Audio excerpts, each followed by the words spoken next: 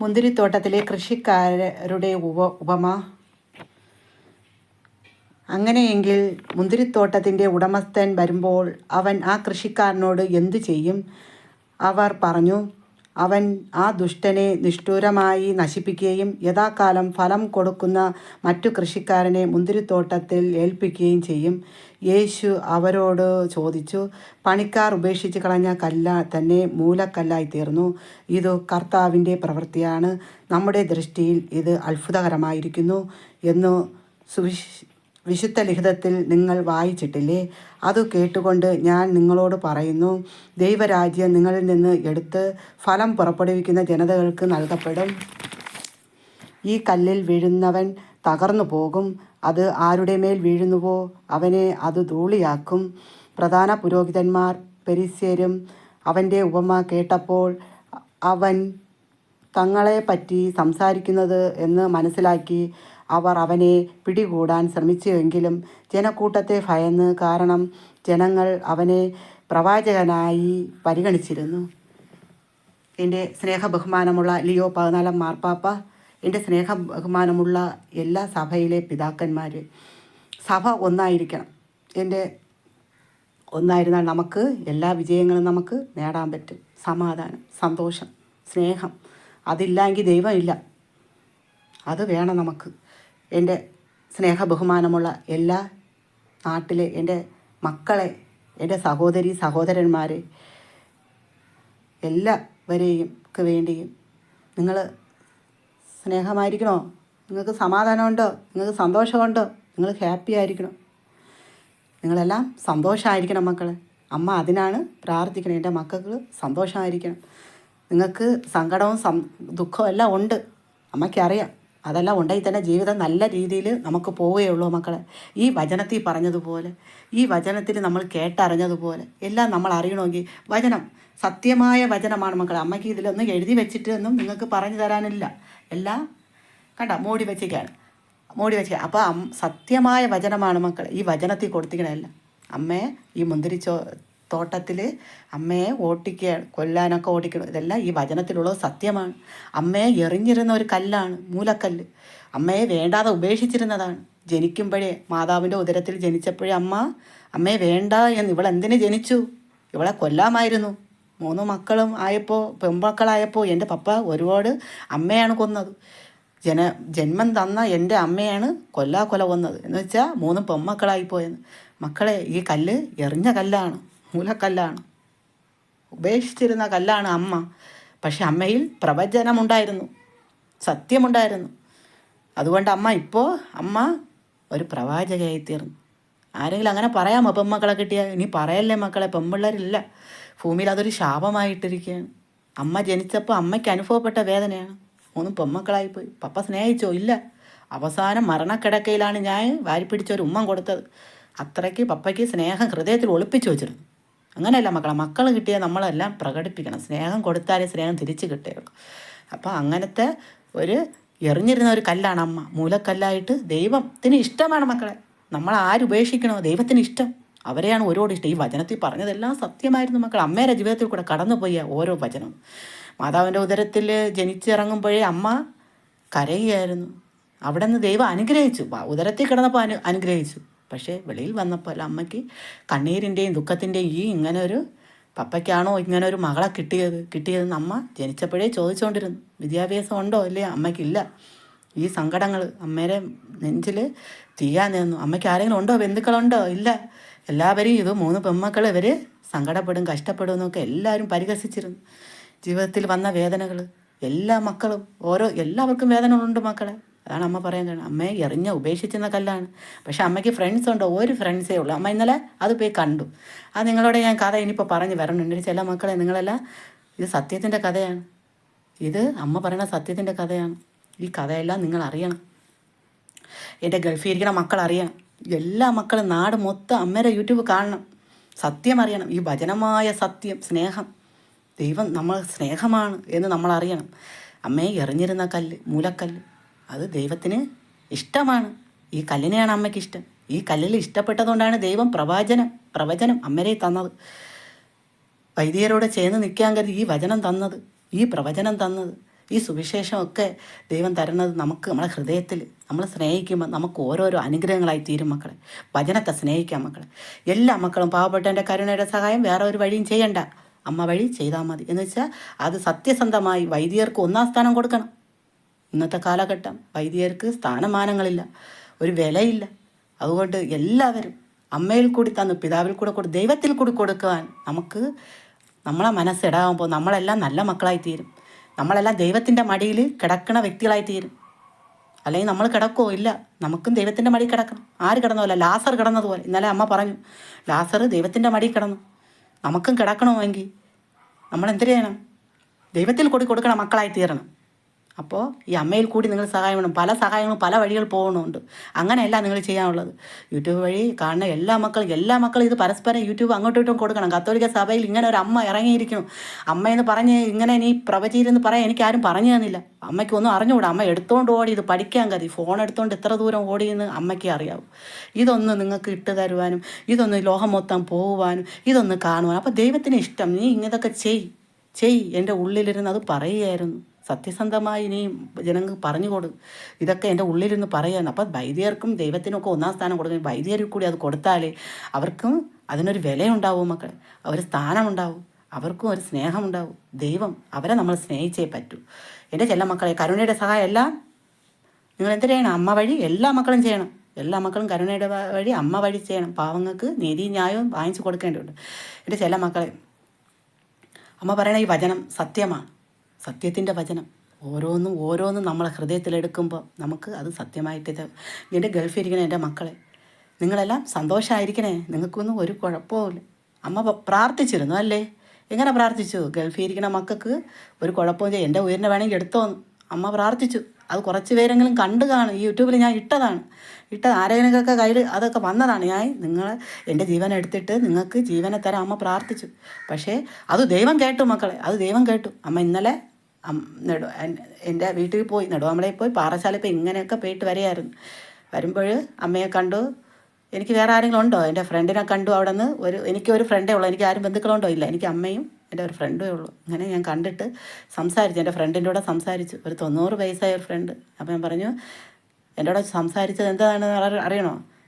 ഞാൻ പറഞ്ഞു, ഇങ്ങനെയൊക്കെ ഓരോ പള്ളി സംബന്ധമായ കാര്യങ്ങൾ തന്നെ, ദൈവത്തിൻ്റെ കാര്യം. ഞാൻ ഇനി ദൈവത്തിന് വേണ്ടി ഇറങ്ങുകയാണ്. ആരുമില്ല. നേരാണ്, അത് നീ പറയണ ശരി തന്നെ. കണ്ണീര് തുടയ്ക്കാൻ ദൈവമേ ഉള്ളൂ എന്ന് ഞാൻ പറഞ്ഞു കൊടുക്കുകയാണ് എൻ്റെ ഫ്രണ്ടിൻ്റെ കൂടി. ഓരോന്ന് സംസാരിച്ചു. എന്നിട്ട് ഞാൻ വരികയാണ്.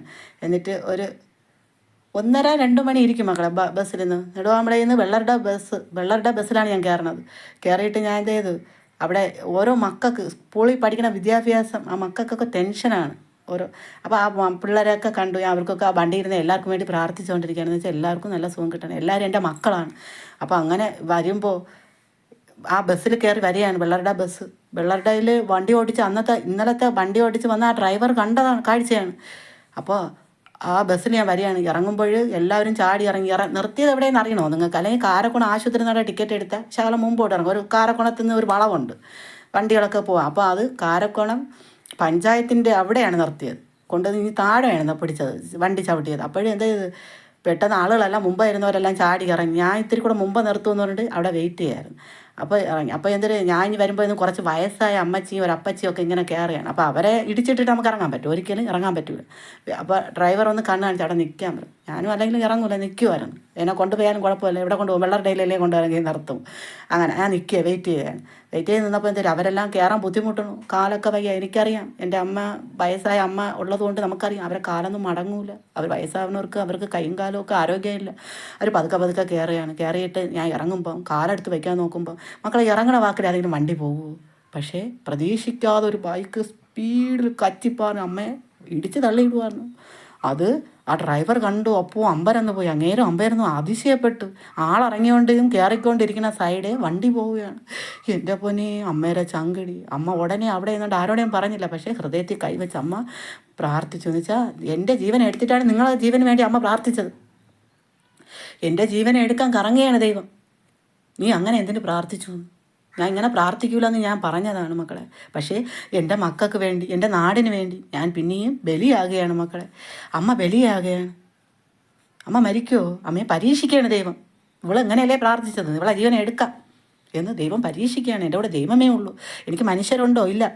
ഞാൻ കള്ളം പറയുകയാണെങ്കിൽ നിങ്ങൾ വെള്ളരുടെ സാക്ഷിയുണ്ട് മക്കളെ, കള്ളമല്ല, സാക്ഷിയുണ്ട്. എന്ന് വെച്ചാൽ എന്നെ ഡ്രൈവർ അത് കണ്ടതാണ്, മുമ്പേ കൂടെയാണ് ഞാൻ ഇറങ്ങിയത്. ഡ്രൈവർ അമ്പരന്ന് പോയി. ഞാൻ കാലെടുത്ത് വയ്ക്കാൻ പോയതും വണ്ടി ചീറിപ്പോയാൻ ഞങ്ങൾ പോയി. അപ്പോൾ ദൈവത്തിൻ്റെ താങ്ങും തണലും, ദൈവത്തിന് ഒരു ഉദ്ദേശമുണ്ട് മക്കളെ. എറിഞ്ഞ മൂലക്കല്ലാണ് അമ്മ, എല്ലാവരും ഉപേക്ഷിക്കപ്പെട്ട കല്ലാണ് അമ്മ. ദൈവത്തിന് വേണം എല്ലാ മക്കളും, ഒരു മക്കളെപ്പോലും ദൈവം ഉപേക്ഷിക്കില്ല മക്കളെ. മനുഷ്യരാൽ ഉപേക്ഷിക്കപ്പെട്ടാൽ ദൈവത്തിന് വേണം, അവരെ ദൈവത്തിന് വേണം. ദൈവമുണ്ട് മക്കളെ, കണ്ണീര് തുടയ്ക്കുവാനും കൂടെ താങ്ങുവാനും കൂടെ നടക്കുവാനും നമ്മളെ കൂടെ കാലിടറിയാൽ ഒന്ന് താങ്ങുവാനും ദൈവമുണ്ട്. എനിക്കറിയാം, എൻ്റെ കൂടി ദൈവമുണ്ട്, എനിക്ക് മനുഷ്യരല്ല. അമ്മ പ്രാർത്ഥിച്ച പ്രാർത്ഥന അങ്ങനെയായിരുന്നു. എൻ്റെ ജീവനെ എടുത്തിട്ട് എൻ്റെ ഗൾഫിലെ മക്കൾക്ക് എന്ത് ചെയ്യണം? ഒരാപത്തും വരുത്തരുത്. എൻ്റെ ചെല്ല മക്കളെ, എല്ലാ പ്രശ്നങ്ങൾക്കും നിങ്ങൾക്ക് സമാധാനം, സന്തോഷം എല്ലാം അമ്മ പ്രാർത്ഥിക്കണം. ഒരു കുഴപ്പമില്ല നിങ്ങൾക്ക്. നിങ്ങൾ സന്തോഷമായിട്ട് തന്നെ ഇരിക്കും. എല്ലാ ഇടപെടലും നിങ്ങൾക്കുണ്ട്. നിങ്ങൾക്ക് എല്ലാ അനുഗ്രഹമുണ്ട്. ഇവിടെ നിന്ന് ദൈവത്തിൻ്റെ അനുഗ്രഹം എല്ലാം ഉണ്ട്. അമ്മേരയിൽ കൂടെയാണ് പ്രവർത്തിക്കുന്നത് ദൈവം. മാതാവ് ഇറങ്ങി വന്നിരിക്കുകയാണ് അമ്മയുടെ ഹൃദയത്തിൽ. യേശു എൻ്റെ മടിയിലാണ് മരിച്ചു വീഴുന്നത് മക്കളെ. അമ്മയുടെ മടിയിലാണ് രക്തം ചിന്തി വീഴുന്നത്. ഈ അമ്മയുടെ മടിയിലാണ്. എൻ്റെ ചെല്ല മക്കളെ, അമ്മയുടെ വാക്ക് കേൾക്കുവിൻ മക്കളെ. എല്ലാ മക്കളും അങ്ങോട്ടും ഇങ്ങോട്ടും പാസ് ചെയ്യും മക്കളെ. യൂട്യൂബിൽ അതിശയമാണ് നടക്കണം മക്കളെ. ഞാൻ സാക്ഷിയിലൂടെ ചോദിക്കാം. വെള്ളരുടെ വണ്ടി ഓടിച്ച ഡ്രൈവർമാർക്ക് അങ്ങോട്ടും ഇങ്ങോട്ടും ചോദിക്കാം. എന്ന് വെച്ചാൽ അത് ഇവള് പറഞ്ഞ സത്യമാണോ? ഈ മുഖമിട്ടാണ് ഞാൻ സംസാരിക്കണം, കള്ളമല്ല. ഇന്നലെ പള്ളിയിൽ ഇട്ടിട്ട് പോയ ഡ്രസ്സ് തന്നെ ഞാൻ എന്ത് ചെയ്തു? ആ ഡ്രസ്സ് പിന്നെ ഒരു റോസ് ഷാള് മാത്രം വേറെ ആയിരുന്നു ഇട്ടോട് പോയത്. അപ്പോൾ അങ്ങനെയാണ് ചെല്ല മക്കളെ, അതിശയമാണ് നടക്കുന്നത് അമ്മ വഴി. അമ്മ പ്രവചിക്കാൻ കഴിവുള്ള അമ്മ. ജനക്കൂട്ടങ്ങൾ കൊല്ലാൻ ഓട്ടിച്ചാലും, ഇതിൽ പറയുമ്പോൾ കൊല്ലാൻ ഓടിച്ചാലും ഞാൻ ദൈവത്തിൻ്റെ മടിയിൽ അണയുന്നവളാണ്. എൻ്റെ കൂടെ ഞാൻ ചേർന്ന് നിൽക്കാൻ പോണത് എൻ്റെ ദൈവത്തിൻ്റെ കൂടെയാണ്. അവനിലും കഴിവുണ്ട്. എൻ്റെ മകൻ്റെ കൂടെ ഞാൻ ചേരുകയാണ്. അതാണ്. അതുകൊണ്ട് എൻ്റെ ചെല്ല മക്കളെ, ഈ വചനം സത്യമാണ്. വചനം വിശ്വസിച്ചാൽ നമ്മളെ ഒരിക്കലും ദൈവം കൈവിടൂല മക്കളെ. ദൈവമുണ്ട്. മനുഷ്യർ നമ്മളെ ചതിക്കും മക്കളെ. പണമുള്ളവരെ ചതിക്കും, മനുഷ്യർ ചതിക്കും. നമ്മളെ ഓരോന്നിനും സ്നേഹിച്ച് വരണത്, ഓരോ സ്ഥാനത്തിരിക്കുമ്പോൾ സ്നേഹിച്ച് വരണത് എന്തിനാണ്? ഓരോ കാര്യങ്ങൾ സാധിക്കാൻ വേണ്ടിയാണ് സ്നേഹിക്കുന്നത്. അമ്മയ്ക്ക് ആരെങ്കിലും ഉണ്ടോ? അമ്മയ്ക്ക് ആരുമില്ല. അമ്മയ്ക്ക് വിദ്യാഭ്യാസം ഉണ്ടോ? ഇല്ല. അതുകൊണ്ട് അമ്മ ചതിക്കുമോ ആരെങ്കിലും? ഇല്ല. അമ്മയ്ക്ക് ചതിക്കാൻ അറിഞ്ഞുകൂടാ, ആരെയും അറിഞ്ഞുകൂടാ. എനിക്ക് പറഞ്ഞതുപോലെ ചെയ്യാനേ അറിയാവൂ. എൻ്റെ ചെല്ല മക്കളെ, നിങ്ങളെല്ലാം അമ്മയുടെ യൂട്യൂബ് കാണണം. നിങ്ങൾക്കൊന്നും ഒരു കുഴപ്പമില്ല. എല്ലാ മക്കൾക്കും എല്ലാ അനുഗ്രഹങ്ങളും അമ്മ പ്രാർത്ഥിക്കുകയാണ്. അത്രയ്ക്ക് കഴിവുള്ള അമ്മ തന്നെ. പറഞ്ഞാൽ പോലെ നടക്കണം അമ്മ. അമ്മയുടെ ജീവിതത്തിൽ ഇത് അമ്മയ്ക്ക് നടന്ന് കണ്ണിൽ സാക്ഷികളോടെ ഇത് അമ്മ പറയാണ്. അമ്മയുടെ ജീവിതത്തിൽ നടക്കണ കഥ തന്നെ ഇതെല്ലാം അമ്മ പറഞ്ഞു. എൻ്റെ ഗൾഫിൽ മക്കൾക്ക് എൻ്റെ ജീവനെ എടുത്തിട്ട് പോലും അമ്മ, എനിക്ക് എൻ്റെ ജീവനേക്കാളും വരെയാണ് എൻ്റെ മക്കൾ. എന്നെ സ്നേഹിച്ചത് നാട്ടിലെ മക്കളാണ്. എൻ്റെ ചില മക്കൾ, എല്ലാ മക്കളും നിങ്ങൾ ദൈവത്തെ സ്നേഹിക്കണം. ദൈവത്തെ സ്നേഹിക്കുമ്പോഴേ നമുക്ക് ഓരോന്നും നമ്മളെ ഹൃദയത്തിൽ നല്ലത് വരുമോ മക്കളെ, നല്ലത് ചിന്തിക്കാൻ പറ്റുമോ മക്കളെ. പഠിക്കണ മക്കൾ ഭയങ്ങളെല്ലാം ഉപേക്ഷിക്കും മക്കളെ. ഭയക്കണ എന്തിനു മക്കളെ? ദൈവത്തെ ഹൃദയത്തിലുള്ള മക്കൾക്ക് ഭയമില്ല മക്കളെ. ഹൃദയത്തിൽ നിന്ന് പറഞ്ഞാണ് ധൈര്യം. നമ്മൾ ധൈര്യമായിരിക്കുക. നമ്മളെല്ലാം ഒറ്റയ്ക്കാണ്. നമ്മളെ ഒന്ന് പറയണവരും അവരും ഒറ്റയ്ക്കാണ്. അവർ അറിവില്ലാതെ പറയുകയാണ് മക്കളെ. നമ്മളൊന്ന് ക്ഷമിക്കുക മക്കളെ. നമ്മളെ ഹൃദയത്തിൽ ദൈവത്തിനെ കൊണ്ടുവരാം മക്കളെ. ഈ നൊയമ്പ് സമയം നമുക്കെല്ലാവരോടെയും ക്ഷമിക്കാം മക്കളെ. ക്ഷമയുള്ള മക്കളായി തീരാം. എല്ലാ മക്കളും അനുഗ്രഹമുള്ള മക്കളായി തീരട്ടെ. പഠിക്കുന്ന മക്കളെല്ലാം നിങ്ങൾ ദൈവത്തെ ഹൃദയത്തിൽ കൊണ്ടുവരുമ്പോൾ നിങ്ങൾ ഭയങ്ങളെല്ലാം മാറും മക്കളെ. പഠിക്കുന്ന മക്കൾ പരീക്ഷ തുടങ്ങിയപ്പോഴേ ഇന്നലെ അമ്മ കാണുകയാണ് ഓരോ മക്കളും അമ്മമാരെ മടിയിൽ പരീക്ഷ കഴിഞ്ഞ് പരീക്ഷ എഴുതാതെ സങ്കടത്തിൽ കുഴഞ്ഞു വീഴുന്നു ഒക്കെ വയ്യാതൊക്കെ ഇരിക്കുകയാണ്. അപ്പം ഭയം കൊണ്ടാണ് മക്കളെ അവർക്ക് വയ്യാതാവുന്നത്. ഭയക്കണം എന്തിനു മക്കളെ? ദൈവത്തെ ഭയക്കണം മക്കളെ. അല്ലാതെ മനുഷ്യരെയോ ഒന്നും ഭയക്കണ്ട. പരീക്ഷയെ നിങ്ങൾ ഭയക്കണ്ട. നിങ്ങൾ ധൈര്യമായി പോയി പരീക്ഷ എഴുതുക മക്കളെ. നിങ്ങൾക്ക് 100 മേനി 500 മേനിയും വിളവ് അതിൽ കൊയ്യാൻ പറ്റും മക്കളെ. യുവജനങ്ങളെ, നിങ്ങൾ ധൈര്യമായിരിക്കുക. യുവജനങ്ങൾ ഭയന്നാൽ പിന്നെ നമുക്ക് എന്താണ് ധൈര്യം? നിങ്ങൾ ഭയക്കണ്ട മക്കളെ. നിങ്ങൾക്ക് മാതാവുണ്ട്, നിങ്ങൾക്ക് ദൈവമുണ്ട്, നിങ്ങളുടെ ഹൃദയത്തിൽ വചനമുണ്ട്. അത് നിങ്ങൾ സ്നേഹിക്കുക മക്കളെ. ഗൾഫിരിക്കുന്ന മക്കളെ, നിങ്ങളും വചനത്തെ നിങ്ങൾ ഹൃദയത്തിൽ കൊണ്ടുവന്നാലേ നമുക്ക് രക്ഷയുള്ളൂ. എല്ലാ മക്കളും, ഗൾഫിരിക്കുന്ന മക്കൾ, എല്ലാ മക്കളും, നിങ്ങൾക്കൊന്നും ഒരു കുഴപ്പമില്ല. കരുണയുടെ സഹായം അമ്മ വഴിയേ ചെയ്യാവൂ. വൈദ്യുതിയിൽ കൂടി ദൈവത്തിൽ കൂടി കൊടുക്കുന്ന ഒരു സഹായം അത് ദൈവത്തിൽ തന്നെ കൊടുക്കണം. ദൈവത്തിന് വില ഉണ്ടാവണം മക്കളെ. എല്ലാ മക്കളും, ഗൾഫിരിക്കുന്ന മക്കൾ, എല്ലാ മക്കളും ഇനി ആരും വേറെ ഒരു ഇതിൽ കൂടെ ചെയ്യണ്ട. എല്ലാ മക്കളും അമ്മയുടെ ഇതിൽ കൂടി കരുണയുടെ സഹായം ചെയ്യുക.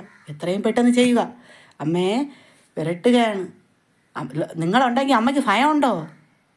ഈ അമ്മ നിങ്ങൾക്ക് രക്ഷയായിരുന്ന ഭയമുണ്ടോ? നിങ്ങൾക്ക് ഇല്ല. മരണത്തെ ജയിക്കുന്ന അമ്മയാണ്. നിങ്ങൾക്ക് വേണ്ടി മരിക്കാൻ തയ്യാറാണെന്ന്, ജീവനെ കളഞ്ഞ് മരിക്കാൻ റെഡിയാണെന്ന് പറഞ്ഞ് നിൽക്കുന്ന അമ്മയാണ്. എൻ്റെ ചെല്ല മക്കളെ, എനിക്ക് നിങ്ങളേ ഉള്ളൂ. നിങ്ങൾക്കൊരു ഭയവും വേണ്ട മക്കളെ. എല്ലാ ഗൾഫീണ മക്കളും സഹായിക്കണം. ഇത് കാണുന്ന എല്ലാ മക്കളും ഹൃദയത്തിൽ വചനത്തെ സ്നേഹിക്കണം. എല്ലാ മക്കളും കരുണയുടെ സഹായം ചെയ്യണം. ഈ ഒരു മാസവും പുതിയ ഡ്രസ്സ് എടുക്കണോ? വേണ്ട. എല്ലാ മക്കളും അങ്ങനെ എടുക്കാൻ ആഗ്രഹിക്കണം മക്കളെ. എല്ലാ സഹായങ്ങളും യൂട്യൂബ് വഴി വരട്ടെ. എൻ്റെ ചെല്ല മക്കളെല്ലാം അനുഗ്രഹമുള്ള മക്കളായി തീരണം. എൻ്റെ ചെല്ല മക്കളെ, നാട്ടിലെല്ലാ മക്കളും സ്നേഹമുള്ള സമാധാനവും സന്തോഷവും ഒക്കെ നിങ്ങൾക്ക് നേർന്നുകൊണ്ട് അമ്മ നിർത്തുകയാണ്.